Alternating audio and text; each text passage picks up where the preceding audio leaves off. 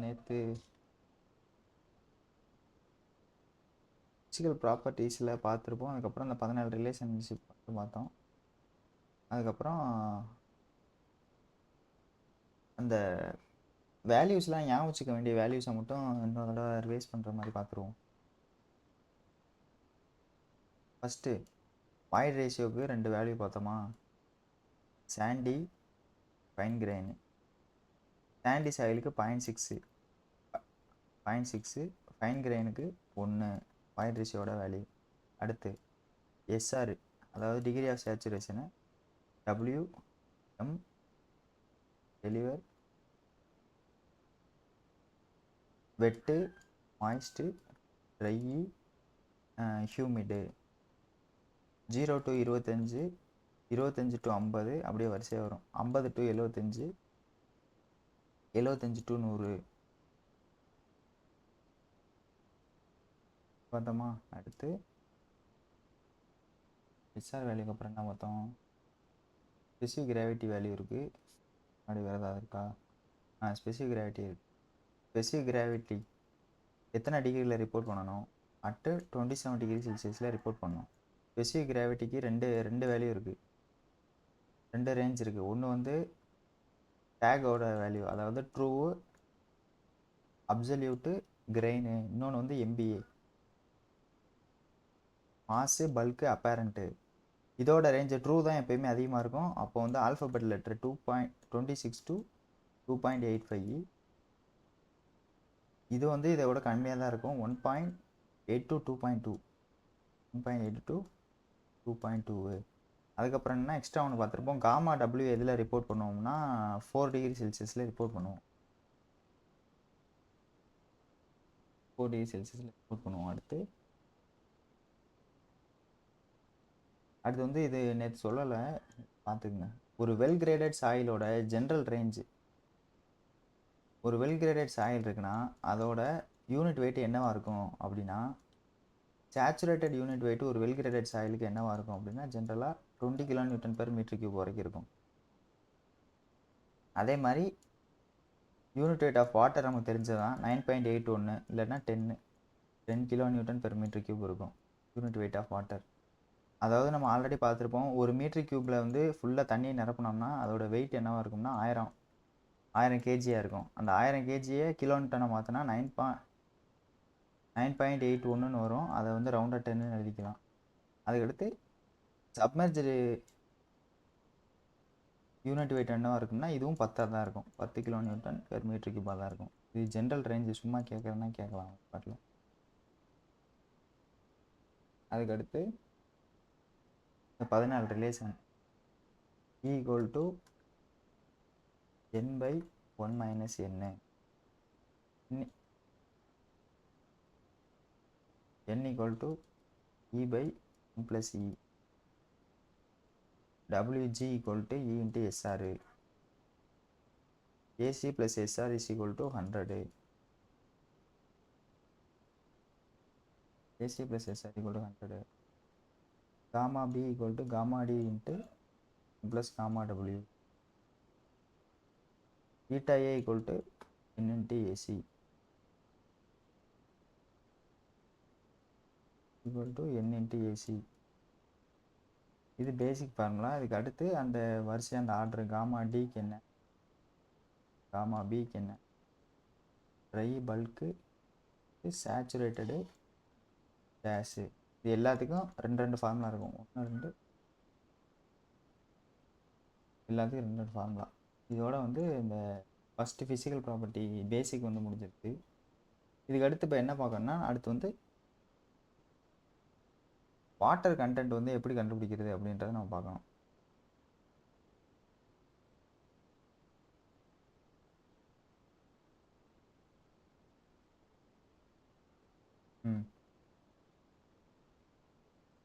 இங்கே நம்ம இந்த ஃபார்முலாலாம் பார்த்துருப்போம். WG = E × SR இப்படிலாம் பார்த்துருப்போம். இந்த வாட்டர் கண்டென்ட் வந்து கண்டுபிடிக்கிறதுக்கு என்னென்ன மெத்தட் இருக்குது அப்படின்றத பார்க்கணும். இது கண்டுபிடிக்கிறதுக்கு கிட்டத்தட்ட ஒரு 7 மெத்தட் இருக்குது. அந்த 7 மெத்தடில் நம்ம வந்து இங்கே படிக்கிறது வந்து 5 மெத்தட் தான் படிப்போம். மிச்சம் 2க்கு வந்து பேர் மட்டும் தெரிஞ்சால் போதும், நமக்கு மெத்தட் தேவையில்லை. இந்த 5 யார் யாருன்னா இதுதான் oven dry method, sand bath method, alcohol method, pycnometer method, calcium carbide method இப்படின்ட்டு 5 மெத்தடு வந்து இப்போ அதை பற்றி பார்ப்போம். எக்ஸ்ட்ரா இருக்கிறது வந்து இந்த 2 பேர் மட்டும் தெரிஞ்சுக்கிட்டா போதும். Radiation method, torsion balance method வந்து பேர் மட்டும் தெரிஞ்சால் போதும். இதுதான் இங்கே பார்க்கணும், மெயினாக பார்க்க வேண்டியது இதுதான்.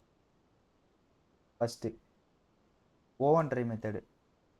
ஓவன் ட்ரை மெத்தடு தான் இருக்கிறதுலே standard method, standard laboratory method அப்படின்னு சொல்லுவாங்க. ஏன்னா வந்து லேபில் பண்ணுற ஒரு ஸ்டாண்டர்டான மெத்தடு. 24 hours ஆகும் இதை பண்ணுறதுக்கு. இதுக்கு ஒரு ஐஎஸ் கோட் இருக்குது, என்னென்னா 2720. Standard laboratory method IS 2720. இதுதான் மோஸ்ட் அக்யூரேட்டு. மற்ற இதை கம்பேர் பண்ணும்போது இதுதான் மோஸ்ட் அக்யூரேட்டு. ஏன்னா இதுதான் வந்து கண்ட்ரோல்டு டெம்பரேச்சர் நம்ம பண்ணுறதுனால இது வந்து மோஸ்ட் அக்யூரேட்டு. அடுத்து 1 டே, இது ரிசல்ட் வர்றதுக்கு 1 டே ஆகும், 24 hours ஃபுல்லாக ஆகும். அதுக்கப்புறம் டெம்பரேச்சர், நம்மளோட ஒர்க்கிங் டெம்பரேச்சர் ரேஞ்ச் என்னென்னு பார்த்தோம்னா 110 ± 5 டிகிரி செல்சியஸு.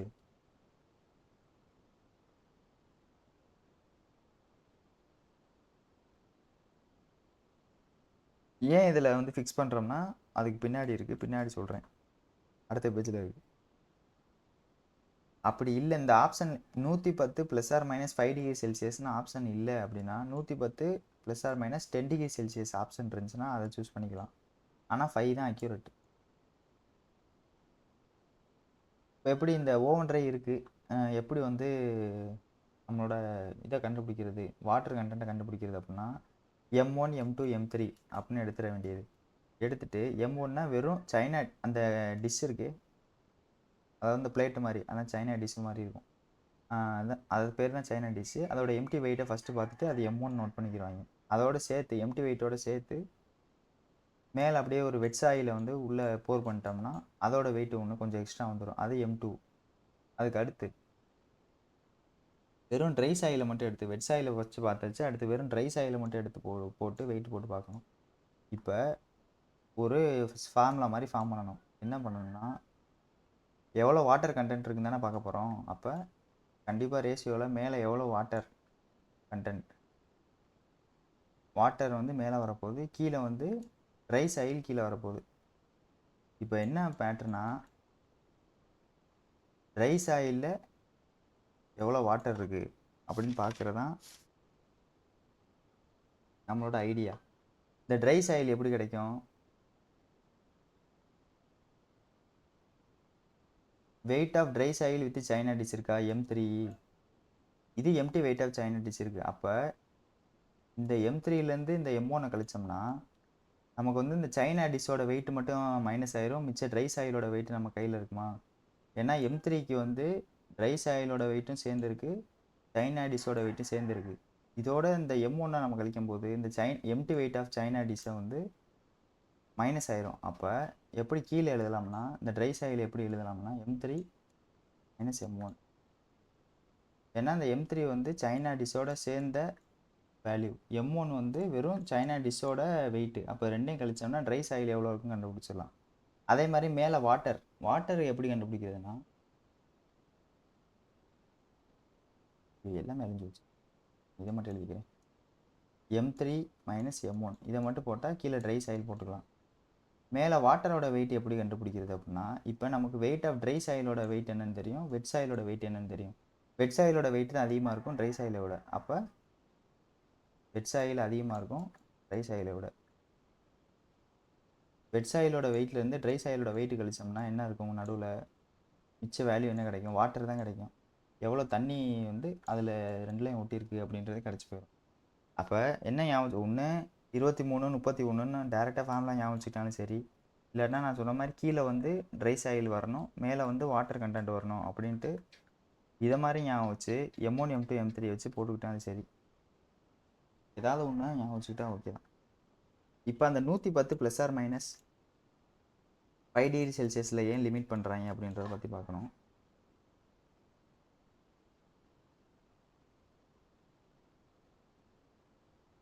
ஓகே, இப்போ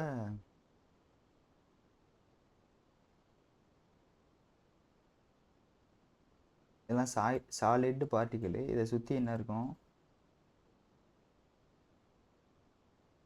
இதை சுற்றி வந்து வாட்டர் இருக்கும்.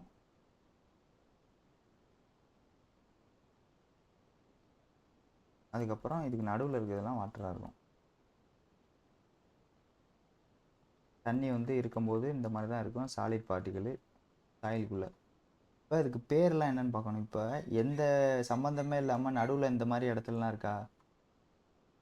இந்த மாதிரி எதோடையும் பக்கத்தில் இருக்க பாண்ட் ஆகாமல் தனியாக அது வாட்டில் தன்னந்தனியாக இருக்கா? இதுக்கு பேர் தான் வந்து போர் வாட்டர். பார்ட்டிகளுக்கு இதுக்கு சம்மந்தம் இருக்காது. அதுக்கு நடுவில் ரெண்டுக்கு நடுவில் கேப்பில் மற்ற எல்லா இடத்துலையும் ஃபில் ஆகிருக்கிறது தான் போர் வாட்டர். அடுத்து இந்த பார்ட்டிகளை சுற்றி ஒட்டியிருக்கும். அந்த சுற்றி ஒட்டி இருக்கிறதுக்கு பேர் தான் அட்சார்ப்டு வாட்டர். ஏடி அட்சார்ப்டு வாட்டர். அட்சார்ப்டு வாட்டருக்கு இன்னொரு பேர் இருக்குது. அட்சார்ப்டு வாட்டருக்கு இன்னொரு பேர் என்ன? Hygroscopic water. அட்சார்ப்டு வாட்டருக்கு இன்னொரு பேர் ஹைக்ரோஸ்கோபிக் வாட்டரு. இதில் ரெண்டு பார்த்தாச்சா? இன்னொரு வாட்டர் இருக்குது. இதுக்குள்ளே நம்மளோட சாலிட் பார்ட்டிகளுக்கு உள்ளேயுமே வந்து வாட்டர் போய் உட்காந்துருக்கும். அதுக்கு பேர் என்னன்னா ஸ்ட்ரக்சரல் வாட்டர். ஏன்னா நம்ம ஸ்ட்ரக்சருக்குள்ளே போயிடுச்சு, அதனால ஸ்ட்ரக்சரல் வாட்டர். அதுக்கு இன்னொரு பேர் அப்சார்ப்டு வாட்டர். அட்டு வந்து குழப்பம். அந்த இதை வச்சு ஞாபகம் வச்சுக்க வேண்டியதான். இட்லியை வந்து இட்லி பொடியை வச்சு சாப்பிட்டா எப்படி இட்லி பொடி எப்படி இட்லியில் ஒட்டும்? மேலாப்பில் தானே ஒட்டும். அப்படி ஒட்டுறதுக்கு பேர் அட்சார்ப்டு. இதே இட்லியை சாம்பாரில் முக்கி சாப்பிட்டா உள்ளே உறிஞ்சிருமா? அது அப்சார்ப்டு. இட்லி பொடினா அட்சார்ப்டு, சாம்பார்னா அப்சார்ப்டு. தான் சொன்னார்.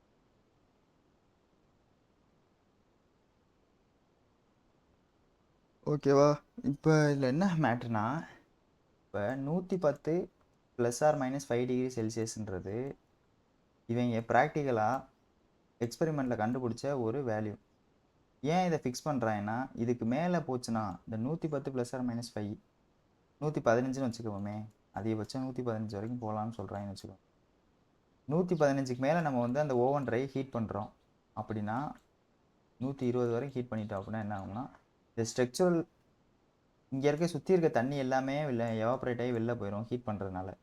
அதுக்கப்புறம் வெளியில் போகிறதுக்கு தண்ணியே இருக்காது. உள்ளே இருக்க ஸ்ட்ரக்சரல் வாட்டர் தான் பிரேக் ஆகும். இந்த ஸ்ட்ரக்சரல் வாட்டர் பிரேக் ஆச்சுன்னா நம்மளோட சாலிட் பார்ட்டிகளே தனித்தனியாக போயிடும்.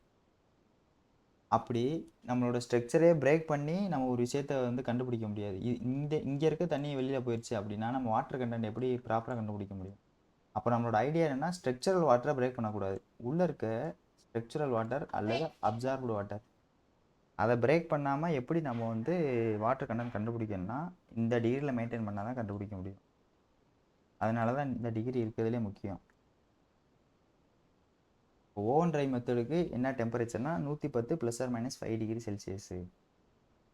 இப்போ சப்போஸ் நம்மளோட சாயில், இது வந்து ஜென்ரல் ரேஞ்சு. நம்மளோட சாயிலில் வந்து சப்போஸ் ஜிப்சம் கண்டென்ட் கலந்துருந்துச்சுன்னா என்ன வேல்யூ? ஆர்கானிக் கண்டென்ட் கலந்துருந்துச்சுன்னா என்ன வேல்யூ? Organic content. இது ஜென்ரலாகவே 110 ± 5 லிமிட் பண்ணிட்டோம். இதே இது நம்ம சாயிலில் ஜிப்சம் கண்டென்ட் இருந்துச்சுன்னா 80 டிகிரி செல்சியஸ்க்குள்ளே லிமிட் பண்ணிடணும். அதிகபட்சமே 80 டிகிரி செல்சியஸ் தான் போகணும், அதுக்கு மேலே போகக்கூடாது. Organic 60 degree 60 degree Celsius limit பண்ணணும். அப்போ இதில் ஞாபகம் வச்சுக்க வேண்டிய வேல்யூ மொத்தம் 3 இருக்குது. ஓவன் ட்ரையில் 110 ± 5, ஜிப்பு 80, இதுக்கு வந்து ஆர்கானிக் 6க்கு 6 60. அவ்வளோதான் வந்து ஓவன் ட்ரையோட ஐடியாவே மொத்தமே அவ்வளோதான். நான் சொன்னதை காமிக்கிறேன். இங்கே இருக்குது M2 - M3 M3 - M1. ஓகேவா? நடுவில் இருக்க எல்லாமே சேர்ந்தது போர் வாட்டர் ப்ரெஷரு. வெளியில் இருக்கிறதுக்கு பேர் அட்டு இல்லைன்னா ஹைக்ரோ. உள்ளே இருக்கிறதுக்கு பேர் ஸ்ட்ரக்சரல் இல்லைன்னா அப்சார்ப்டு. ஏன் லிமிட் பண்ணுறோம் அதை சொல்லிட்டேன். ஸ்ட்ரக்சரல் வாட்டர் வந்து வெளியில் போயிடும். அப்படி வெளியில் போச்சுன்னா நம்மளோட ஸ்ட்ரக்சரே பிரேக் ஆயிரும்.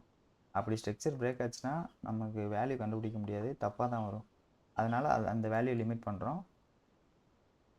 சப்போஸ் ஜிப்சம் இருந்துச்சுன்னா 80க்குள்ளே தான் இருக்கணும், ஆர்கானிக் இருந்தால் 60க்குள்ளே தான் இருக்கணும்.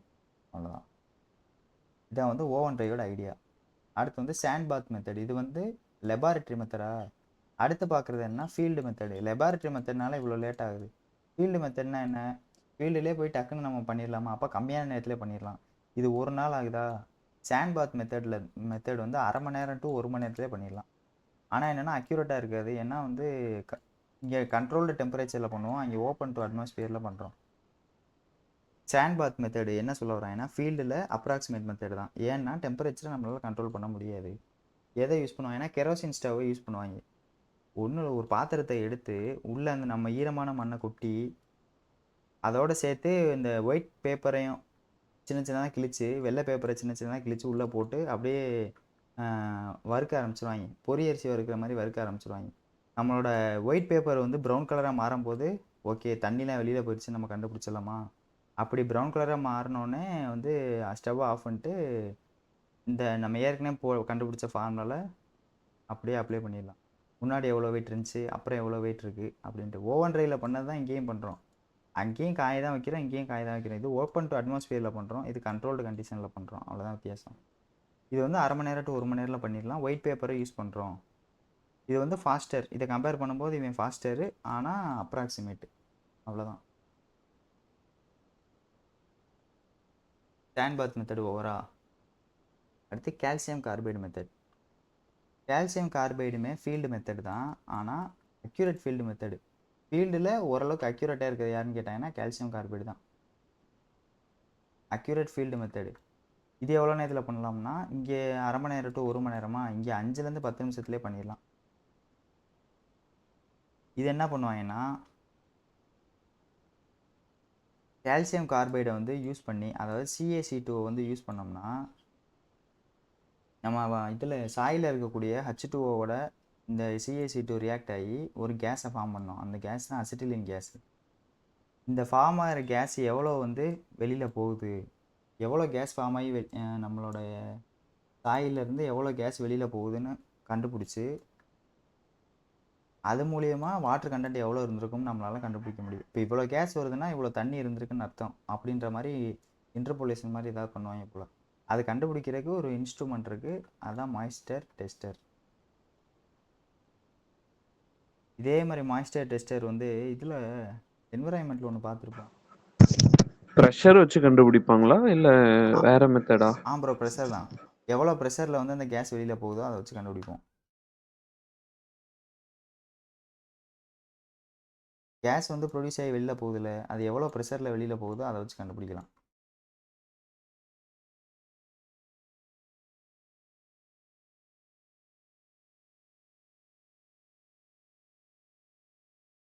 கேக்குதா?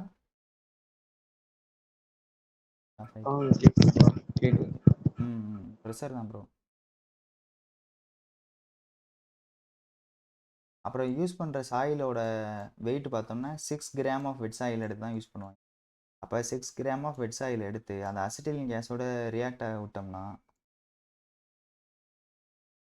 அசிட்டிலின் கேஸில் கால்சியம் கார்பைடோட ரியாக்ட் ஆக விட்டோம்னா அசிட்டிலின் கேஸ் ப்ரொடியூஸ் ஆகும். அந்த அசிட்டிலின் கேஸோட ப்ரெஷரை வச்சு எவ்வளோ தண்ணி வந்து நம்மளோட சாயிலில் இருந்திருக்கு அப்படின்றத நம்மளால் கண்டுபிடிச்சிடலாம். ஈஸியாக 5 to 10 மினிட்ஸ்லேயே நம்மளால் சொல்லிட முடியும். அப்போ அக்யூரேட் ஃபீல்டு மெத்தடுன்னு கேட்டாங்கன்னா கால்சியம் கார்பைடு மெத்தடு. அப்புறம் இதில் ஒரு நோட் பாயிண்ட் இருக்குது. இந்த கால்சியம் கார்பைடுன்றது ஒரு அன்ஸ்டேபிளான ப்ராடக்ட். எப்படா யாரோட யார் ரியாக்ட் ஆகலாம் அப்படின்னு வெயிட் பண்ணிக்கிட்டே இருக்கும். இப்போ இங்கே என்ன பார்த்தோம், H2Oவோட ரியாக்ட் ஆகுதா. அப்போ அட்மாஸ்பியரில் ஒரு ஈரப்பதம் இருக்குமா, அப்போ இதை ஓப்பன் டு அட்மாஸ்பியரில் வச்சோம்னா வெளியில் இருக்க மாய்ஸ்டரோட ரியாக்ட் ஆகி அட்மாஸ்பியர்லேயே அப்படியே கலந்துரும். அப்போ இதை வந்து நார்மலாக ஸ்டோர் பண்ண முடியாது, ஒரு க்ளோஸ்டு கண்டெய்னரில் தான் ஸ்டோர் பண்ணணும். அதுதான் எழுதியிருப்பேன்.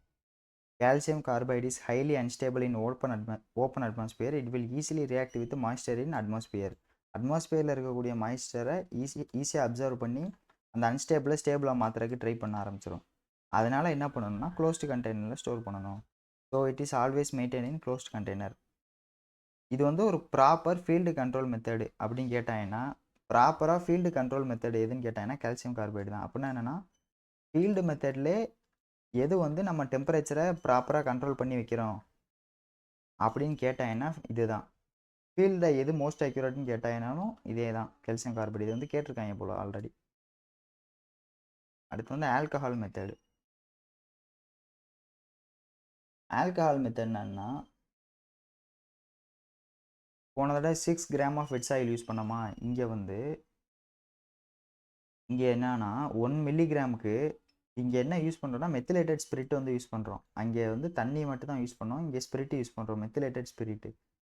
எவ்வளோ ஸ்பிரிட் யூஸ் பண்ணணும்னா 1 ml. 1 மில்லிகிராம் சாயில் நம்ம கையில் எடுத்தோம்னா 1 ml மெத்திலேட்டட் ஸ்பிரிட்டு அதில் ஆட் பண்ணணும். அதை வச்சு ஆனால் இந்த மெத்தட் எப்படின்னு தெரியல, இதை வச்சு கண்டுபிடிப்பாயின் மட்டும் எழுதியிருக்கேன். இதை பற்றி எப்படி செய்வாயின்றது தெரில. இது வந்து ஒரு crude field method. Crude field method. Riyan ஒரு நோட்டு கையில் வச்சிருக்கியா?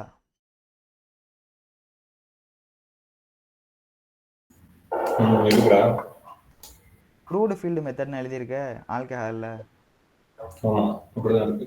சரி, ஓகே. க்ரூட் ஃபீல்டு மெத்தடுன்னு இதுக்கு இன்னொரு இது சொல்கிறாங்க. இது ஸ்பிரிட்டு யூஸ் பண்ணுறதுனால க்ரூடுன்றாங்களா இல்லை என்னன்னு தெரில. சரி, ஓகே. இது பேர் மட்டும் பார்த்து வச்சுங்க. இதுவும் அப்ராக்சிமேட் மெத்தடு தான், ஃபீல்டில் அப்ராக்சிமேட் மெத்தடு. அப்போ ஃபீல்டில் அப்ராக்சிமேட் மெத்தடு 2 இருக்குது. ஆல்கஹால் மெத்தடு, இன்னொன்று சாண்ட்பாத் மெத்தடு. ஃபீல்டில் அக்யூரேட் மெத்தடு ஒன்று இருக்குது, கால்சியம் கார்பைட் மெத்தடு. இன்னும் ஒன்று பார்த்தது வந்து ஓவன் ட்ரை மெத்தடு, அது வந்து லெபார்டரி மெத்தடு. ஓகேவா? இப்போ 4 மெத்தடு பார்த்தாச்சு.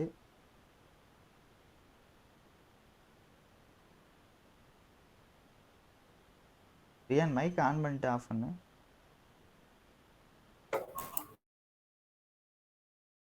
ஒரு மாதிரி கேட்குது.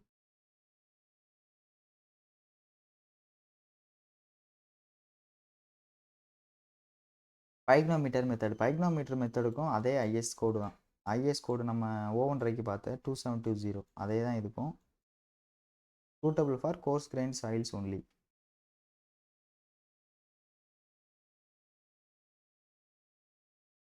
தும்மல் வர மாதிரி இருக்குது, ஆனால் வர மாட்டேது.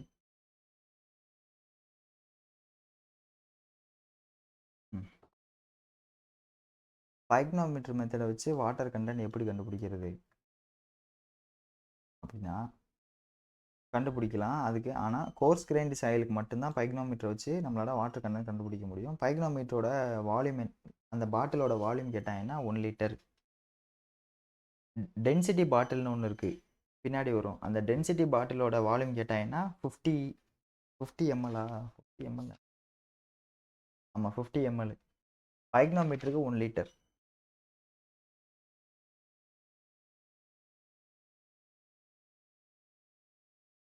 Suitable for coarse grain soil only பார்த்தாச்சா. அதுக்கப்புறம் ஸ்பெசிஃபிக் கிராவிட்டி தெரிஞ்சால் மட்டும்தான் பைக்னோமீட்டரை வச்சு நம்மளால் வாட்டர் கண்டென்ட் கண்டுபிடிக்க முடியும். ஏன்னா அதுக்கு ஃபார்முலா என்னென்னா, கண்டுபிடிக்கிறதுக்கு ஃபார்முலா என்னென்னா வரிசையாக வரும். 1 2 3 4, இதுக்கு நடுவில் மைனஸு, இதுக்கு நடுவில் minus, into G-1 divided by G whole into -1. இதுதான் ஃபார்முலா. அதாவது வாட்டர் கண்டென்ட்டை கண்டுபிடிக்கிறதுக்கு பைக்னோமீட்டர் ஃபார்முலா இதுதான். ஆனால் இதை எல்லாத்தையும் நம்ம பைக்னோமீட்டரில் வச்சே கண்டுபிடிச்சிக்கலாம், M1 M2 M3 M4 என்னென்னு. ஆனால் அந்த ஜியோட வேல்யூ வந்து நமக்கு ஃபஸ்ட்டே தெரிஞ்சிருந்தால் மட்டும்தான் நம்மளால் இங்கே அப்ளை பண்ண முடியும். அப்போ ஜி எப்படி கண்டுபிடிக்கிறதுனா, அந்த ஜிக்கு அடுத்த 5 மெத்தட் இருக்குது, அதுதான் இங்கே இருக்குது. இந்த எழுதியிருக்கேன் நான் சொன்ன ஃபார்முலாவை. இப்படி இந்த ஆர்டரில் படித்து வச்சுக்கணும். 1 2 3 4 இந்த ஆர்டரில் எழுதி மைனஸ் போட்டணும். G-1 divided by G into -1. அப்போ இந்த ஸ்பெசிஃபிக் கிராவிட்டி தெரிஞ்சால் மட்டும்தான் இது கண்டுபிடிக்க முடியும்னா, ஸ்பெசிஃபிக் கிராவிட்டி எப்படி கண்டுபிடிக்கலாம் அப்படின்னா இந்த 5 மெத்தடில் கண்டுபிடிக்கலாம். டென்சிட்டி பாட்டில், பைக்னோமீட்டரை வச்சு வாட்டர் கண்டென்ட்டும் கண்டுபிடிக்கலாம், ஸ்பெசிஃபிக் கிராவிட்டி கண்டுபிடிக்கலாம், ரெண்டுமே கண்டுபிடிக்கலாம். இங்கேயும் வரும், இங்கேயும் வரும். அடுத்து shrinkage limit method, gas jar method, measuring flask method. இது ரெண்டும் பெருசாக இம்பார்ட்டன்ட் இல்லை. ஆனால் பேர் மட்டும் தெரிஞ்சால் போதும். அதுக்கப்புறம் ஷ்ரிங்கேஜ் லிமிட் வந்து இங்கே பார்ப்போம். இண்டெக்ஸ் ப்ராப்பர்ட்டியில் மேம் நடத்தியிருப்பாங்க. அதனால் இப்போ நம்ம இப்போதைக்கு பார்க்குறது என்னென்னா இந்த 2 மெத்தட் தான். Density bottle method, pycnometer method. First pycnometer method பார்த்துடலாம். இப்போ இந்த இடத்துல என்ன பண்ணியிருப்போம், வாட்டர் கண்டென்ட் கண்டுபிடிக்கிறக்காண்டி பைக்னோமீட்டரில் வெட் சாயிலை ஆட் பண்ணியிருப்போம். Wet soil plus water. இந்த வேல்யூவை அப்படியே ட்ரை சாயிலுக்கு மாற்றிட்டோம்னா ஸ்பெசிஃபிக் கிராவிட்டி கண்டுபிடிச்சிடலாம். இங்கே வெட் சாயிலா, அதை அப்படியே இங்கே ட்ரை சாயிலாக மாற்றிடணும். இங்கே வெட் சாயிலா, அப்படியே இங்கே ட்ரை சாயிலாக மாற்றிடணும். அப்போ வாட்டர் கண்டென்ட் கண்டுபிடிக்கிறதுக்கு வெட் சாயிலை வச்சு கண்டுபிடிக்கணும். ஸ்பெசிஃபிக் கிராவிட்டி கண்டுபிடிக்கிறதுக்கு ட்ரை சாயிலை வச்சு கண்டுபிடிக்கணும். அவ்வளோதான். எம்டி வெயிட்டு, அடுத்து weight of pycnometer plus dry soil, அப்புறம் அந்த ட்ரை சாயிலோட சேர்ந்து வாட்டரு, அதுக்கப்புறம் எல்லாத்தையும் கீழே கூட்டிட்டு வெறும் இது பைக்னோமீட்டருக்குள்ளே ஃபுல்லாக வாட்டர். இந்த எல்லாத்தையும் வச்சுட்டு நம்ம ஃபார்முலாவில் அப்ளை பண்ண வேண்டியதான். இப்போ இந்த ஜியை இங்கே கண்டுபிடிக்கிற ஜியை தூக்கி வந்து இங்கே போடணும். அப்போ இந்த ஜி கண்டுபிடிக்கிற ஒரு ஃபார்முலா இருக்குமா, அதுதான் இந்த ஃபார்முலா. ஸ்பெசிஃபிக் கிராவிட்டி கண்டுபிடிக்கிறதுக்கு ஃபார்முலா, அதாவது வாட்டர் கண்டென்ட்டுக்கு என்ன பார்த்தோம்,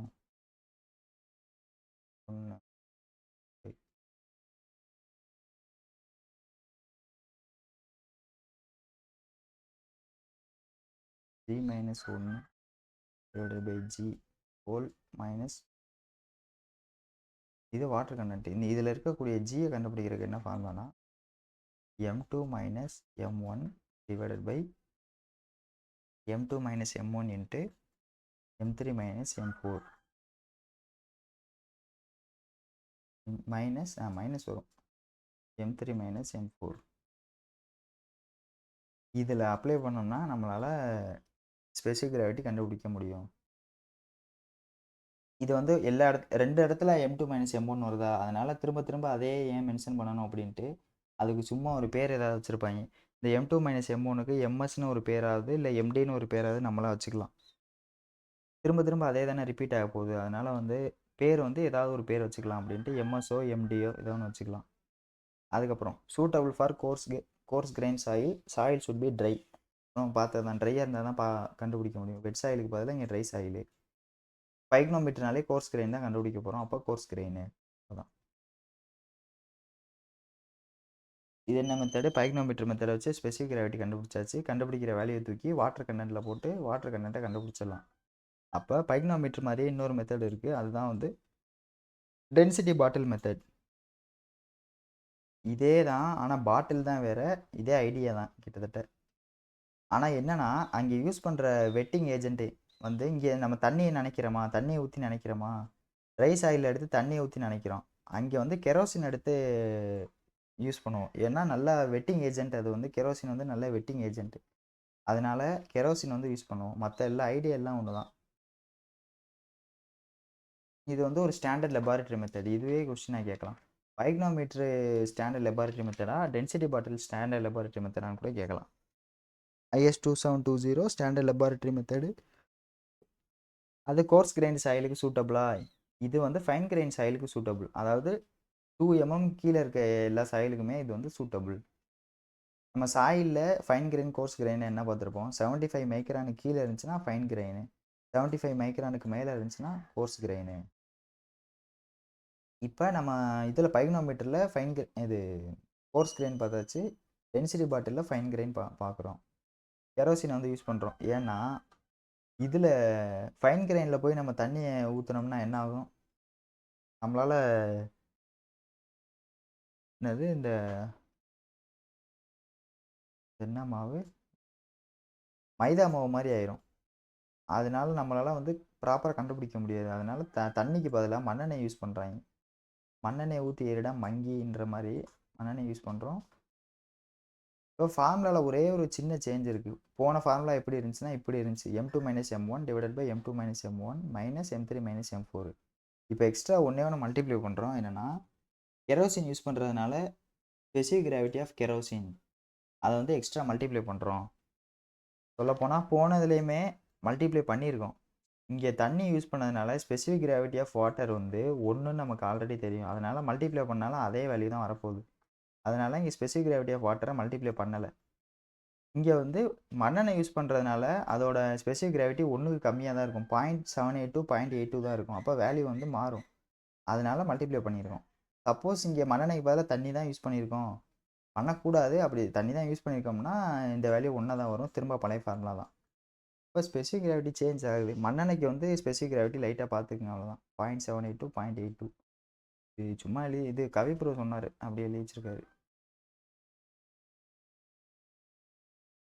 இன் density bottle method if kerosene is used instead of water அதான் வாட்டருக்கு பதிலாக கெரோசின் யூஸ் பண்ணுறதுனால அதோட ஸ்பெசிஃபிக் கிராவிட்டியை மல்டிப்ளை பண்ணணும். அதுதான் எழுதியிருக்கேன். அடுத்து என்ன மேட்ருனா நம்ம என்ன படிச்சிருக்கோம்? இப்போ படிச்சுக்கிட்டு இருக்கிறது என்னது? ஸ்பெசிஃபிக் கிராவிட்டி கண்டுபிடிக்கணும்னு தான் படிச்சுக்கிட்டு இருக்கோம். நம்ம நேற்று படிக்கும் போதே என்ன பார்த்தோம்? ஸ்பெசிஃபிக் கிராவிட்டி எதில் ரிப்போர்ட் பண்ணணும்னு பார்த்தோம்? 27 டிகிரி செல்சியஸில் ரிப்போர்ட் பண்ணணும்னு பார்த்தோம். நமக்கு எல்லா நேரமுமே 27 டிகிரி பைக்னோமீட்டர் டென்சிட்டி பாட்டில் மெத்தடுக்குலாம் நம்ம எப்படி வந்து இந்த டிகிரி செல்சியஸை மெயின்டைன் பண்ணுறது? இந்த மாதிரிலாம் மெயின்டைன் பண்ண முடியாது. அதனால என்ன பண்ணுவோம்னா நம்ம என்ன டெம்பரேச்சரில் கண்டுபிடிக்கிறோமோ அந்த டெம்பரேச்சர் நம்ம கையில் வச்சுக்கிட்டு 27ல் கண்டுபிடிச்சிருந்தோம்னா என்ன வேல்யூ கிடைக்கும் அப்படின்றத இந்த ஃபார்முலா வச்சு நம்மளால ஈஸியாக கண்டுபிடிக்க முடியும். எப்படின்னா specific gravity at 27 degree Celsius நமக்கு வேணும். அப்போனா என்ன பண்ணணும்னா வாட்டரோட ஸ்பெசிஃபிக் கிராவிட்டி அட் 27 டிகிரி செல்சியஸ்க்கு என்ன இருக்கோ 27 டிகிரி செல்சியஸுக்கு வாட்டரோட ஸ்பெசிஃபிக் கிராவிட்டி என்ன இருக்குன்னு ஃபஸ்ட்டு நம்ம ஆல்ரெடி தெரிஞ்சிருக்கோம். அதை கீழே போட்டுறணும்.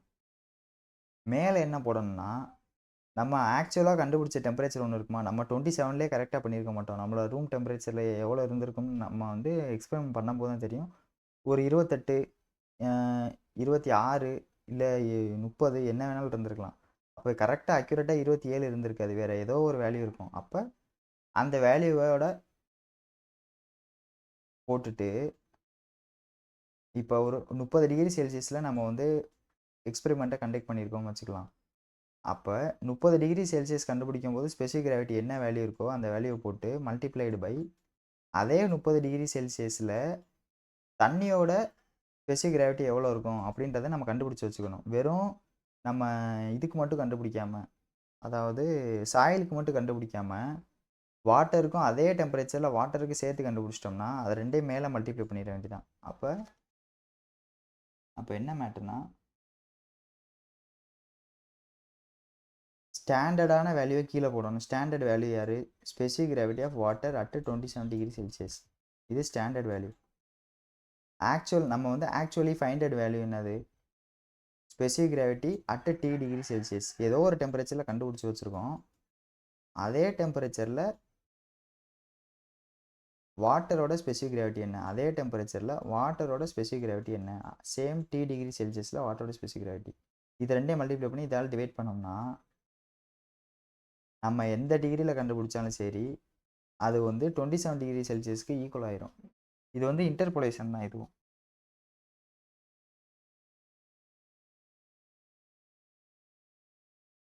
நார்மல் ரூம் டெம்பரேச்சர் எவ்வளவு?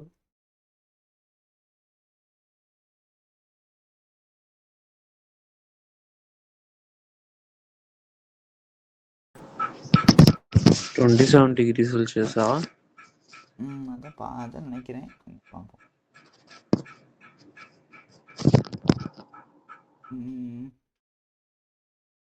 ஜெய்ப்பூரில் 80ன்றாங்க.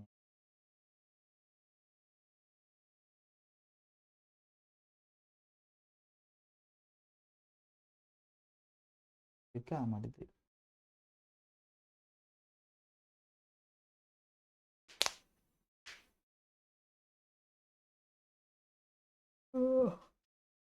ஐயோ ஹேங் ஆயிடுச்சா?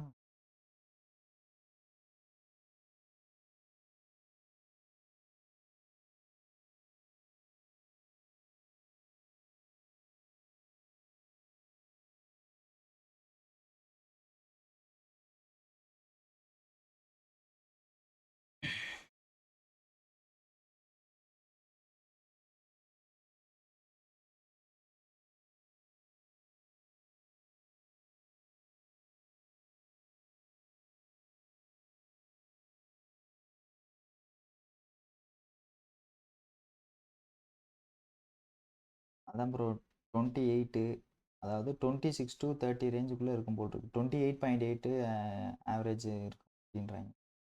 அதான் நமக்கு வந்து அக்யூரேட்டாக 27 இருக்க வாய்ப்பே இல்லைல்ல. 27.5 இருக்கலாம், 26.5 இருக்கலாம். அதனால என்ன பண்ணுறோம்னா, நம்ம எந்த டெம்பரேச்சரில் கண்டுபிடிச்சாலும் சரி, அதை வந்து 27க்கு மாற்றிக்கிறோம். அதான் அதான் நம்ம ஐடியா.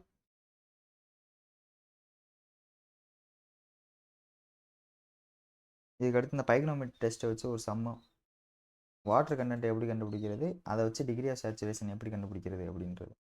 இப்போ என்னன்னா, mass of wet soil sample அப்படின்னு ஒன்று கொடுத்துருக்காங்க. நம்ம என்ன பார்த்தோம், M3 மைனஸ் M4 கீழே ஓட்டணும், மேலே M2 மைனஸ் M1.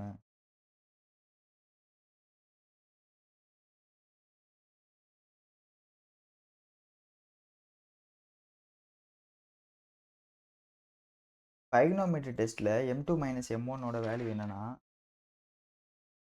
M2ன்றது என்ன, weight of pycnometer plus wet soil, அதான் M2. பைக்னோமீட்டரோட சேர்ந்து வெட் சாயிலோட வெயிட்டும் இருக்கும். M1ன்றது வெறும் எம்டி வெயிட் ஆஃப் பைக்னோமீட்டர் தான் இருக்கும். அப்போ இந்த வெட் சாயிலிருந்து எம்டி வெயிட்டை வந்து கழிச்சிட்டோம்னா மிச்சம் என்ன வேல்யூ இருக்கும், மிச்சம் வந்து அந்த வெட் சாயில் மட்டும் தான் மிச்சம் இருக்கும். பார்த்தா புரியும். இந்த இருக்கா, எது கண்டுபிடிச்சிட்டு இப்போ வாட்டர் கண்டென்ட் தானே கேட்குறாங்க. அப்போ இந்த ஃபார்முலா தான் கரெக்டு தான். இப்போ மேலே என்ன எழுத போகிறோம், M2 minus M1. M2லேருந்து M1 minus பண்ணால் என்ன கிடைக்கும், weight of pycnometer, empty weight of பைக்னோமீட்டரோட சேர்ந்து வெட் சாயிலோட சேர்ந்துருக்கு. அப்போ இது ரெண்டையும் மைனஸ் பண்ணால் இதுவும் இதுவும் கேன்சல் ஆயிரும். அப்படின்னா என்ன அர்த்தம், மைனஸ் பண்ணோம்னா இதுவும் இதுவும் கேன்சல் ஆகிட்டு மிச்சம் என்ன வேல்யூ இருக்குது, வெட் சாயிலோட வேல்யூ மட்டும் இருக்குது. இப்போ என் கொஸ்டினில் என்ன கொடுத்துட்டேன்னா, டேரெக்டாக வெட் சாயிலோட வேல்யூவை கொடுத்துட்டேன், mass of wet soil sample. அப்போ டேரெக்டாக வெட் சாயில் சாம்பிள் கொடுத்துட்டான்னு என்ன அர்த்தம், M2 மைனஸ் M1ஓட வேல்யூவே அவன் டேரெக்டாக கொடுத்துட்டேன் 1000 அப்படின்ட்டு. நம்ம வந்துட்டு M2 தான் இது அப்படின்ட்டு M1 போய் தேடக்கூடாது. M2 மைனஸ் M1 தான் 1000ன்றதை அவன் மென்ஷன் பண்ணி கொடுத்துட்டான். Divided by M3 minus M4. M3னா என்னென்னா பைக்னோமீட்ரு, வெட் சாயிலு, அதோட வாட்டரு. இந்த இருக்கா பைக்னோமீட்ரு, சாயிலு, அதோட வாட்டரு. அதுதான் வந்து M3 2000 கொடுத்துட்டான். M4னா என்னென்னா எம்டி வெயிட் ஆஃப் பைக்னோமீட்ரு, அதோட சேர்ந்து வாட்டர் மட்டும் ஃபில் பண்ணால் எவ்வளவு, அது இந்த கொடுத்துட்டேன். அப்போ கீழே வந்து இது ரெண்டையும் மைனஸ் பண்ணி போடணும், மேலே இந்த வேல்யூ அப்படியே போடணும். அதான் கீழே இந்த ரெண்டு வேல்யூ மைனஸ் பண்ணால் 520 வரும், மேலே அந்த வேல்யூ 1000 அப்படியே போட்ட வேண்டியதான். மிச்சம் ஜிலாம் கொடுத்துட்டேன், அவனே கொடுத்துட்டேன். G minus 1 divide by G into minus 1 போட்டால் நமக்கு வந்து வாட்டர் கண்டென்ட் கிடச்சி போயிடும். வாட்டர் கண்டென்ட்டை வச்சு டிகிரி ஆஃப் சேச்சுரேஷன் எப்படி கண்டுபிடிக்கலாம் அப்படின்னா, நம்ம அந்த 14 ரிலேஷன் படித்தோமா, அதில் வச்சு என்னென்னலாம் அப்ளை பண்ண முடியும் அப்படின்னு செக் பண்ணி பார்த்து நம்ம கண்டுபிடிக்கலாம். Gamma B equal to gamma D into 1 + W அப்படின்னு நமக்கு தெரியும். இப்போ நம்ம கையில் என்ன இருக்குது, காமா பி வந்து கொஸ்டினில் கொடுத்துட்டேன். இதனால தான் இந்த ஃபார்முலா யூஸ் பண்ணியிருக்கோம். காமா பியோட வேல்யூ அப்ளை பண்ணி வாட்டர் கண்டென்ட்டோட வேல்யூ அப்ளை பண்ணி காமா டி கண்டுபிடிச்சாச்சு. இப்போ காமா டிக்கு ஒரு ஃபார்முலா, இதெல்லாம் எதுக்கு பண்ணிக்கிட்டு இருக்கோம், இதை கண்டுபிடிக்கிறக்காண்டி. இதை டேரெக்டாக கண்டுபிடிக்கணும்னா WG equal to E into SR இருக்கணும். நம்ம கையில் என்ன வேல்யூ இருக்குது, இப்போ SR தான் இப்போ கண்டுபிடிக்கணும். டபிள்யூவோட வேல்யூ இருக்குது, SR தான் கண்டுபிடிக்கணும்.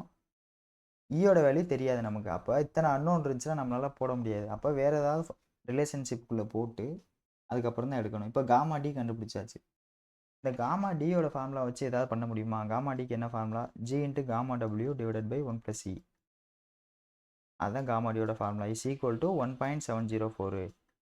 இப்போ நமக்கு என்ன தெரியும், ஜியோட வேல்யூயும் தெரியும், காமா டபிள்யூட வேல்யூயும் தெரியும். இப்போ காமா டபிள்யூட வேல்யூ தெரியுமா, அப்ளை பண்ணோம்னா மிச்சம் அன்னோன் ஒன்று தான் இருக்குது. அப்போ இதை வச்சு இ கண்டுபிடிச்சிடலாம். இப்போ இ கண்டுபிடிச்சாச்சுன்னா வழக்கம் போல் WG equal to E into SRல அப்ளை பண்ணி நமக்கு டிகிரி ஆஃப் சேச்சுரேஷனோட வேல்யூ ஈஸியாக கண்டுபிடிச்சிடலாம். இதை பண்ணியிருக்கோமா, gamma D equal to G into gamma W divide by 1 + E. இதை வச்சு ஈயை கண்டுபிடிச்சிருக்கேன். இந்த ஈயை தூக்கி இதில் அப்ளை பண்ணோம்னா SRோட வேல்யூ கிடச்சி போயிடுச்சு.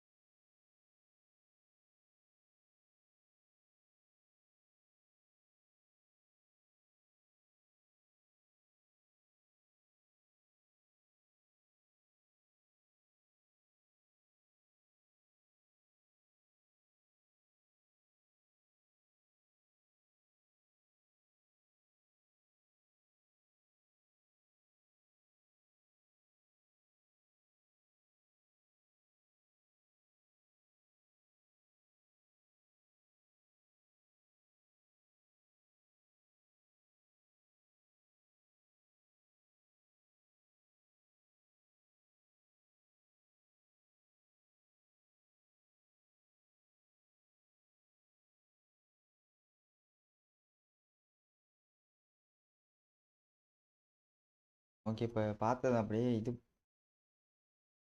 ஓவர் மாதிரி சொல்கிறேன்.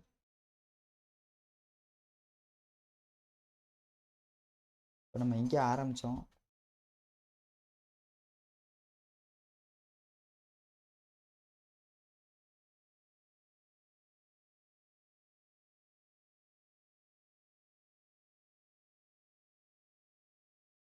வாட்டர் கண்டென்ட் கண்டுபிடிக்கிறதுல ஆரம்பித்தோம். வாட்டர் கண்டென்ட் கண்டுபிடிக்கிறதுக்கு மொத்தம் 7 மெத்தடு. 7ல் 5 மெத்தடை பற்றி பார்க்குறோம். 2 மெத்தடு வந்து extra torsion balance, radiation method. அது ரெண்டுக்கும் பேர் மட்டும் தெரிஞ்சால் போதும், மற்ற எல்லாத்தையும் பார்க்க போகிறோம். First oven dry method, sand bath method, அடுத்து calcium carbide method, alcohol method, அடுத்து பைக்னோமீட்டர் மெத்தடு.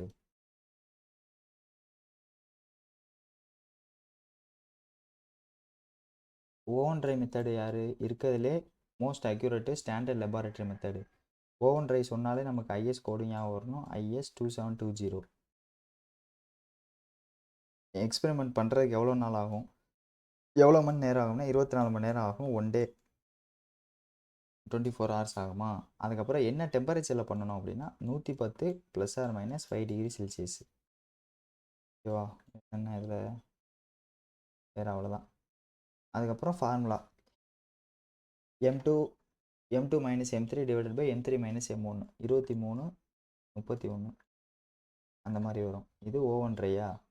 அதுக்கப்புறம் இது ஏன் 110 இதில் ஏன் ஃபிக்ஸ் பண்ணுறோம். அதுக்கப்புறம் 2 வேல்யூ எக்ஸ்ட்ரா மனப்பாடம் பண்ணணும். சப்போஸ் ஜிப்சம் நம்ம சாயில் ப்ரெசென்ட் இருந்துச்சுன்னா 80க்குள்ளேயே நம்ம லிமிட் பண்ணணும். ஆர்கானிக் கண்டென்ட் ப்ரெசென்ட் இருந்துச்சுன்னா 60க்குள்ளே லிமிட் பண்ணணும். இது ஓவன் ட்ரை மெத்தடு. அடுத்து சாண்ட் பாத் மெத்தடுன்னு பார்க்கும்போது இது வந்து மோஸ்ட் அக்யூரேட் இது லெபார்ட்டரி மெத்தடு. இது எல்லாமே வந்து ஃபீல்டு மெத்தட் தான். சாண்ட் பாத் மெத்தடும் ஃபீல்டு மெத்தட் தான், ஆனால் வந்து அப்ராக்சிமேட் தான், அக்யூரேட்டாக கிடைக்காது. சாண்ட் பாத்தில் கெரோசின் ஸ்டவ் யூஸ் பண்ணுவோம், அந்த ஒயிட் பேப்பர்லாம் யூஸ் பண்ணுவோம். அது ப்ரௌனாக மாறுற வரைக்கும் நம்ம அப்படியே ஹீட் பண்ணிக்கிட்டே இருக்க வேண்டியதான் போட்டு. இதில் வேறு என்ன பாயிண்ட்டு,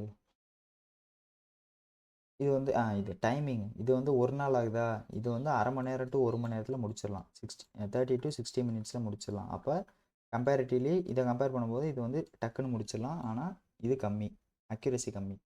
கால்சியம் கார்பைடு மெத்தடு தான் வந்துட்டு அக்யூரேட் ஃபீல்டு மெத்தடு. ஆனால் இது வந்து இந்த டைமை விட இன்னும் கம்மியாகவே பண்ணிடலாம், 5லேருந்து 10 நிமிஷத்துலேயே பண்ணிடலாம்.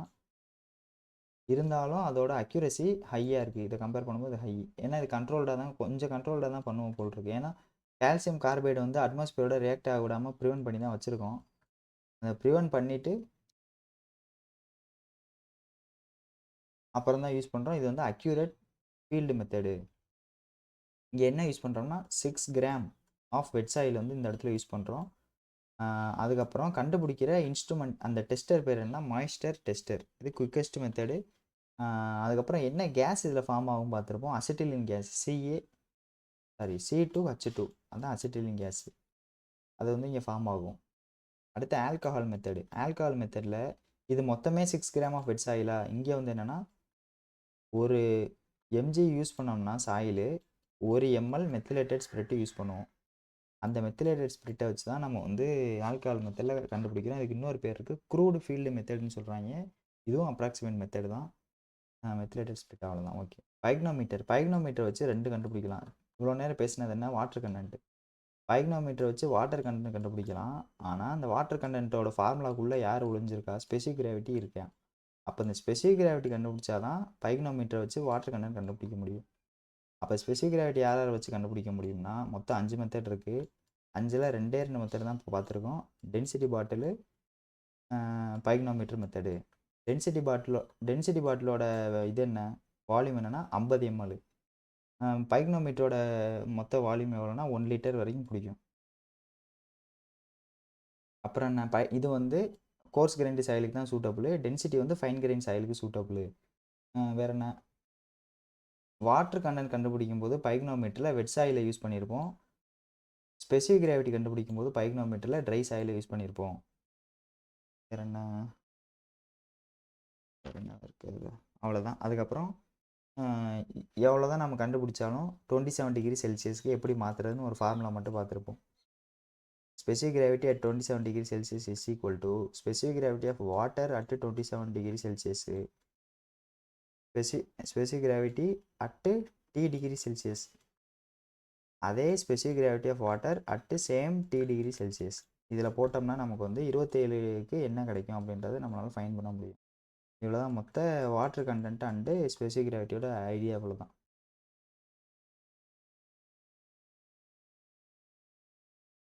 இதுனா ஒரே ஒரு இந்த சின்ன டாபிக் மட்டும் இருக்குது. இதோட வந்து ப்ராப்பர்ட்டிஸோட ஃபஸ்ட்டு டாபிக் வந்து ஓவர். இதுக்கு அடுத்து இண்டெக்ஸ் ப்ராப்பர்ட்டிஸுக்கு போயிடலாம். இண்டெக்ஸ் ப்ராப்பர்ட்டிஸ் கூட நாளைக்கு ஆரம்பிச்சிக்கலாம்.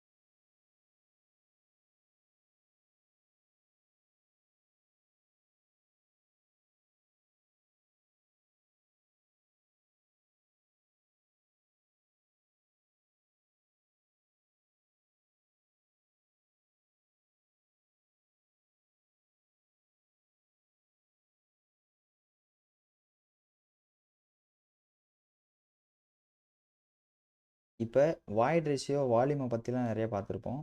அது இன்னும் கொஞ்சம் டீட்டெயிலாக பார்க்குறதுக்கு இதுலேருந்து கொஸ்டின் வந்து வரும். எப்படின்னா எம்பேங்க்மெண்ட்டு பாரோபிட் இது ரெண்டுக்கும் இருக்கக்கூடிய ரிலேஷன் அதை வச்சு கொஸ்டின் கேட்பாங்க. பாரோபிட்னா என்னென்னா ஒரு இடத்துல நம்ம இப்போ ஒரு பாலம் கட்ட போகிறோம் அப்படின்னா ஃபில்லிங் வந்து நம்ம நிறையா பண்ணுவோமா, மண்ணை வந்து ஃபில் பண்ணுவோம். எடுத்துகிட்டு வந்து எங்கேயாவது ஒரு இடத்துலேருந்து எடுத்துகிட்டு வந்து இந்த இடத்துல மண்ணை ஃபில் பண்ணி ஒரு ஸ்லோப் உருவாக்கும். இந்த பிரிட்ஜ் மேலே ஏறுறதுக்கு ஒரு ஸ்லோப் உருவாக்குறதுக்கு கீழே ஃபுல்லாக மண் வேணுமா, சாயில் வேணுமா, அந்த சாயிலை ஒரு இடத்துலேருந்து எடுத்துகிட்டு வருவோமா, ஏதோ ஒரு இடத்துலேருந்து வெட்டி எடுத்துகிட்டு வந்து தான் இந்த இடத்துல யூஸ் பண்ணுறோம். நம்ம அந்த ஏதோ ஒரு இடத்துலேருந்து போய் எடுக்கிறோமா, அந்த எடுக்கிற இடம் பேர் தான் பாரோபிட்டு. பாரோபிட்னா நம்ம எடுக்கிற இடம்.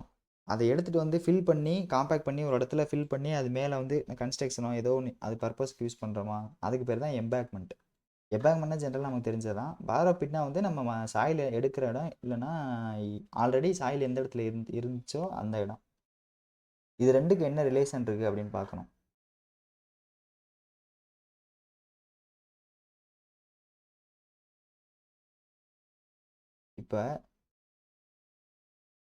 இப்போ இதெல்லாம் விட்டுருவோம், ஜென்ரலாகவே பார்க்கலாம். Void ratio borrow pit embankment. இப்போ வாய்ட் ரேஷியோ நேச்சுரலாகவே எந்த இடத்துல வந்து இது அதிகமாக கிரியேட் வாய்ட் ரேஷியோன்னா எவ்வளோ வாய்டு வந்து உள்ளே இருக்குது, ஏர் வாய்டோ வாட்டர் வாய்டோ எதில் வந்து அதிகமாக இருக்குன்னு கேட்டாங்கன்னா ஜென்ரலாகவே என்னென்னா எம்பேங்க்மெண்ட்டில் நம்ம என்ன பண்ணுவோம், நம்மளே வாண்டடாக காம்பேக்ட் பண்ணி வாய்ட்ஸ் வந்து கம்மி பண்ணுவோம். அப்போனா பாரோபிட்டை விட எம்பேங்க்மெண்ட்டில் வாய்டு வந்து கம்மியாக தான் இருக்கும். அப்போ பாரோபிட்டில் வாய்ட்ஸ் வந்து அதிகமாக இருக்கும்.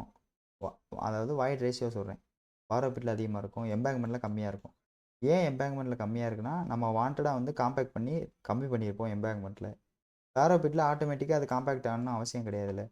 அதனால் வந்து வாய்ட் ரேஷியோ எதுக்கு அதிகமாக இருக்கும், பாரோபிட்டுக்கு தான் அதிகமாக இருக்கும் எம்பேங்க்மெண்ட்டை கம்பேர் பண்ணும்போது. வால்யூமும் அதே கணக்கு தான். வால்யூம் வந்து நேச்சுரலாக இருந்துச்சுன்னா அது இஷ்டத்துக்கு இருக்கும். எம்பேங்க்மெண்ட்டில் என்ன பண்ணுவோம்னா நம்மளே வாண்டடாக வந்து இப்போ வாய்டு கம்மியாச்சுன்னா கண்டிப்பாக வால்யூம் கம்மி தான் ஆகும். இப்போ நேச்சுரலாக ஒரு 10 மீட்டர் கியூபில் ஒரு சாயில் ஃபில் ஆகிருக்குன்னா அதை நம்ம எடுத்து காம்பேக்ட் பண்ணி எம்பேங்க்மெண்ட்டுக்குள்ளே ஒரு 6 மீட்டர் கியூபுக்குள்ளே அடைச்சிடலாம் அப்படின்னு வச்சுக்கலாம். அப்போ எந்த இடத்துல வந்து அதிகமாக இருக்குது, பாரோபிட்டில் தான் வந்து வால்யூம் அதிகமாக இருக்குது, எம்பேங்க்மெண்ட்டை வந்து கம்மியாக இருக்குது. அப்போ volume is lesser in embankment and greater in borrow pit. அப்போ நமக்கு என்ன தெரியும்னா நம்ம எடுக்கிற இடத்துல எல்லாமே அதிகமாக தான் இருக்கும். நம்ம எடுக்கிற இடம் எது, பாரோபிட் தான் நம்ம எடுக்கிற இடம். அங்கே வாய்ட் ரேஷியோவும் அதிகமாக தான் இருக்கும், வால்யூமும் அதிகமாக தான் இருக்கும். அது ரெண்டையும் குறைச்சி தான் நம்ம எம்பேங்க்மெண்ட்டுக்கே யூஸ் பண்ண போகிறோம். இது கீழே ஒரு 3 ஃபார்முலா இருக்குது. V = 1 + E. நம்ம யூனிட் ஃபேஸ் டயக்ராமில் ஒன்று பார்த்துருப்போமே, V = 1 + E. அதே தான் இங்கே யூஸ் பண்ண போகிறோம். அது ஒரு V = 1 + E ஒன்று. அதுக்கப்புறம் நமக்கு என்ன தெரியும், யூனிட் வெயிட்டுக்கு ஃபார்முலான வெயிட் பை வால்யூம். அப்போ வால்யூமுக்கு வந்து நம்மளோட யூனிட் வெயிட் என்னவாக இருக்குது, இன்வெர்ஸ்லி ப்ரொபோர்ஷனலாக இருக்குது. அப்போ வால்யூமுக்கு நமக்கு ஃபார்முலா தெரியும், 1 + Eன்னு தெரியும். இப்போ unit wait is inversely proportional to 1 + E.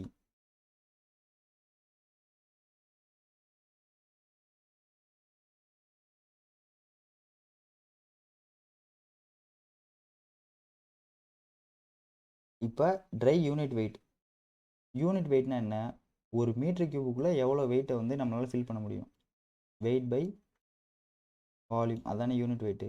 இவ்வளோ வால்யூம்குள்ளே எவ்வளோ வெயிட்டை நம்மளால் ஃபில் பண்ணி வைக்க முடியும். கண்டிப்பாக எம்பேங்க்மெண்ட்டில் தான் அதிகமாக இருக்கும். ஏன்னா நம்ம தான் வாண்டடாக வந்து வால்யூமை குறைச்சி வெயிட்டை அதிகப்படுத்தியிருப்போம் எம்பேங்க்மெண்ட்டில். அப்போ காமா டி எம்பேங்க்மெண்ட்டில் தான் அதிகமாக இருக்கும் பேரோபிட்டை விட.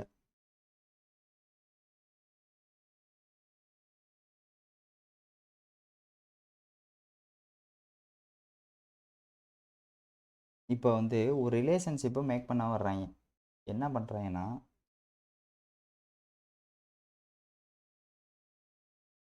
நமக்கு என்ன தெரியுது, V = 1 + Eன்னு தெரியுது.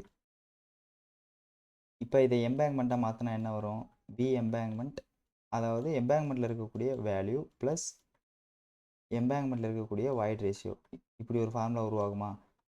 எம்பேங்க்மெண்ட்டுக்கு பதிலாக பாரோபிட்டை போட்டோம்னா திரும்ப அதே formula, V borrow pit is equal to 1 + E பாரோபிட்டு.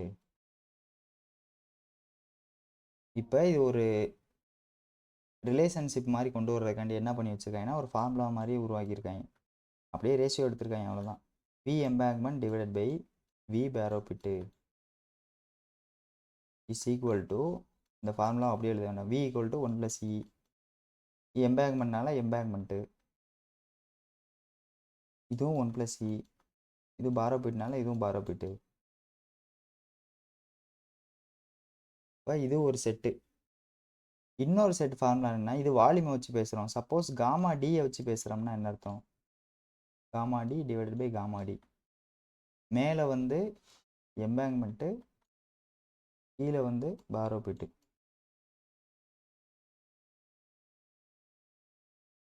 நமக்கு என்ன தெரியும், காமா டிக்கு வந்து நம்மளோட வால்யூம் வந்து இன்வெர்ஸ்லி ப்ரொபோர்ஷனல்னு தெரியும்.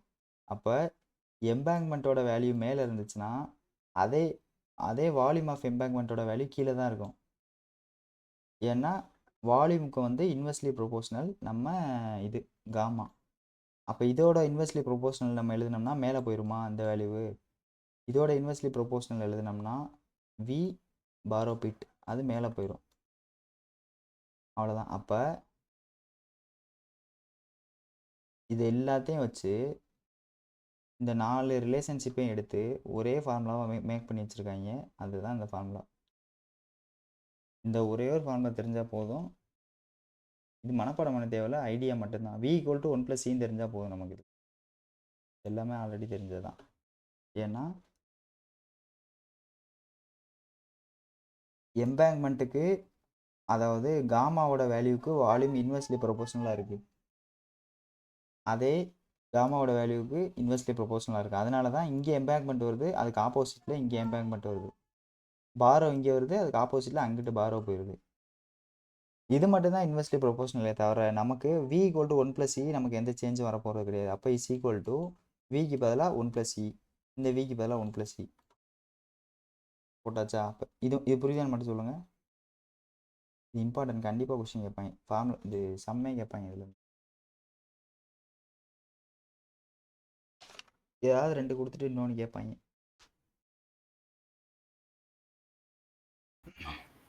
புரியுதா அது? ஓகே தானே. சரி ஓகே. ஓகே தான், புரியுது.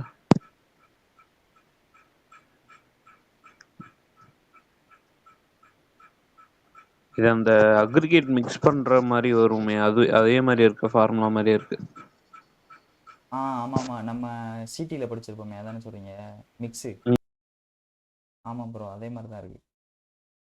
அது வந்து என்னமோ பார்த்துருப்போமே.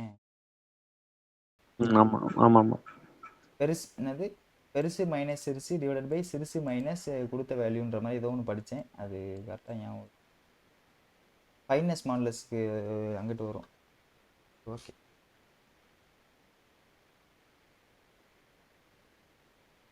ஓகேவா. இப்போ கம்பேரிசன், எம்பேங்க்மெண்ட்டோட வேல்யூஸ்லாம் எப்படி இருக்கும், பாரோபிட்டோட வேல்யூஸ்லாம் எப்படி இருக்கும், ஆல்ரெடி மேலே பார்த்தது தான். காமா டி எதில் அதிகமாக இருக்கும்? எம்பேக்மெண்ட்டில் தான் அதிகமாக இருக்கும். ஏன்னா கம்மியான வால்யூமில் அதிகமான வெயிட்டை ஃபில் பண்ணி வச்சுருப்போம். பேரோ பிட்டில் நேச்சுரலாக இருக்கிறதுல அந்த மாதிரி காம்பேக்ட் ஆகிருக்காது. அதனால இங்கே கம்மியாக தான் இருக்கும். வாய்ட் ரேஷியோ எம்பேக்மெண்ட்டில் கம்மியாக இருக்கும். ஏன்னா வாண்டடாக காம்பேக்ட் பண்ணி வாய்ட் ரேஷியோ ஃபுல்லாக வெளியே அனுப்பியிருப்போம். வாய்டை ஃபுல்லாக வெளியே அனுப்பி விட்ருப்போம். அதனால் இங்கே கம்மியாக இருக்கும். பேரோ பிட்டில் அதிகமாக இருந்திருக்கும் ஆல்ரெடி. வால்யூம்னு பார்க்கும்போது பேரோ பிட்டில் அதிகமாக இருக்கும், எம்பேக்மெண்ட்டில் கம்மியாக இருக்கும். ஏன்னா நம்ம காம்பேக்ட் பண்ணியிருக்கோம். வால்யூம் ஆஃப் வாய்ட்ஸும் அதே கணக்கு தான், பேரோ பிட்டில் தான் அதிகமாக இருக்கும். வாய்ட் ரேஷியோ அதிகமாக இருந்துச்சுன்னா வால்யூம் ஆஃப் வாய்டும் கண்டிப்பாக அதிகமாக தானே இருக்கும் பேரோ பிட்டில். சரி இது மாற்றி சொல்லிட்டேன்.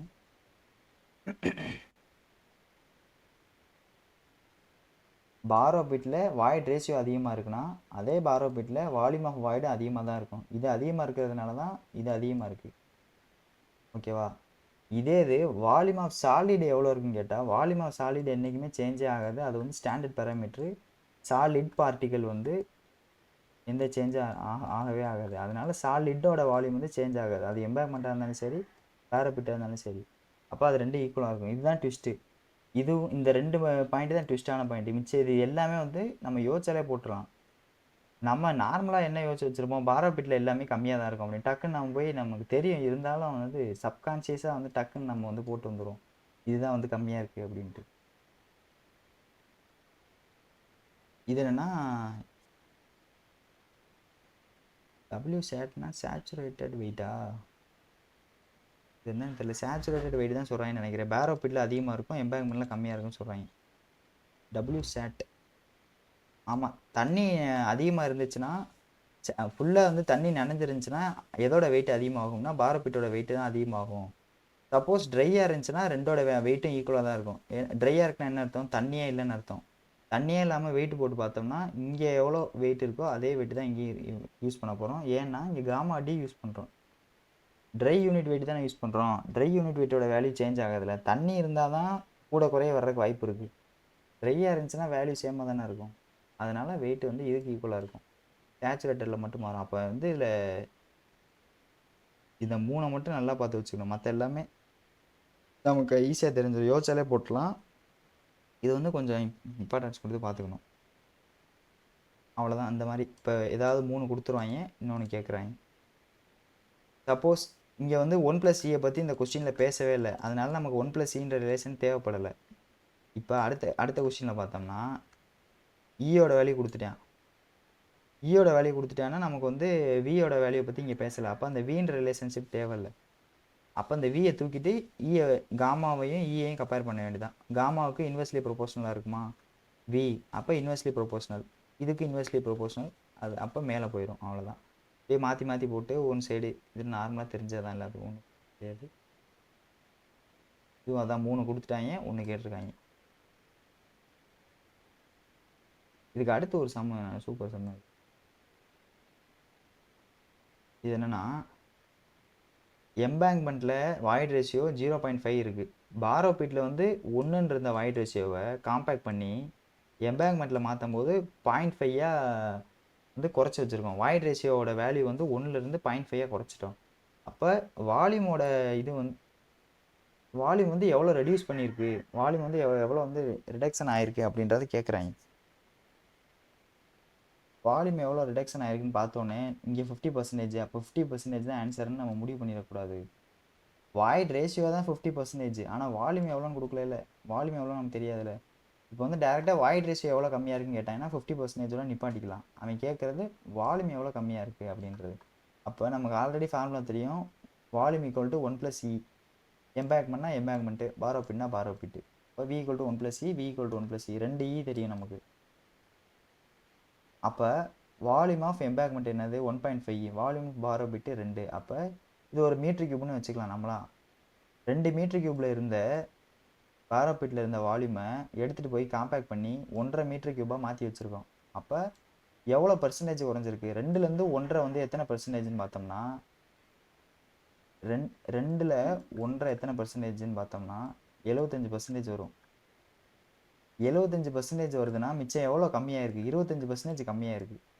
அப்போ 25% கம்மியாக இருந்தால் தான் மிச்ச வேல்யூ இங்கே கிடைக்கும். அப்போ ஒன்று அப்படி பார்க்கலாம், இல்லாட்டினா டேரெக்டாக பர்சன்டேஜ் ரிடக்ஷன் எவ்வளோன்னு கண்டுபிடிக்கிறதுக்கு கீழே இருக்க வேல்யூ இந்த பெரிய வேல்யூ கீழே போட்டு ரெண்டையும் மைனஸ் பண்ணி மேலே போட்டோம்னா எவ்வளோ வேல்யூ வந்து குறைஞ்சிருக்கு அப்படின்றத அப்படியும் கண்டுபிடிச்சி.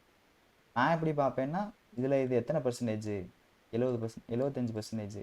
அப்போ எவ்வளோ குறைஞ்சிருந்தா இங்கே 75 வந்திருக்கும். 25 குறைஞ்சிருந்தா தான் இங்கே 75 வந்திருக்கும்.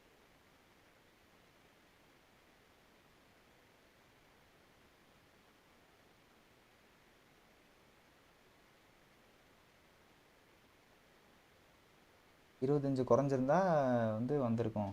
அதனால அப்போ 25 ஆன்சரு. அதுக்கப்புறம் இது போடலை, இது என்னன்றது தெரியல. ஆன்சர் மட்டும் சொன்னார், எழுதி வச்சுருக்கேன். இதுக்கு அடுத்து என்ன, இண்டெக்ஸ் ப்ராப்பர்ட்டியா? இண்டெக்ஸ் ப்ராப்பர்ட்டி நாளைக்கு பார்க்கலாம்.